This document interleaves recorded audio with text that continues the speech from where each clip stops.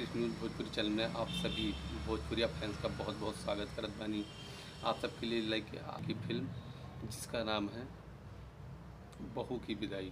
Emotion भरपूर scene आपको देखने को मिल जाएंगे। एक पारिवारिक फिल्म होने वाली है, पारिवारिक ड्रामा फिल्म होने वाली है। आप लोग भोजपुरी श्रोता से विनती हमारे एक के बानी कि इस मूवी को ज़्यादा से ज़्यादा अपना प्यार दुलार दें। और इसमें अगर स्टार कास्ट की बात करें तो हमारे कलाकार के तौर पे हमारे रितेश उपाध्याय जी, प्रीति शुक्ला जी, देव सिंह, अमित शुक्ला, अनीता रावत शर्मा, सार्थक चतुर्वेदी, प्रकाश जैसे, संतोष श्रीवास्तव और अन्य। चैनल पे आने वाली है, उस चैनल का नाम आपको बता देते हैं। फटाफट जाके इस मूवी को देखिए। मज़ेदार और धमाकेदार मूवी होने वाली है। म्यूजिक का नाम होने वाला इंटरटेन 10 रंगीला। आप लोग के सब बहुत प्यार दुलार दिया इस चैनल को, और इस चैनल पर जाके अपना प्यार दुलार अवश्य प्रदान करें इस मूवी को।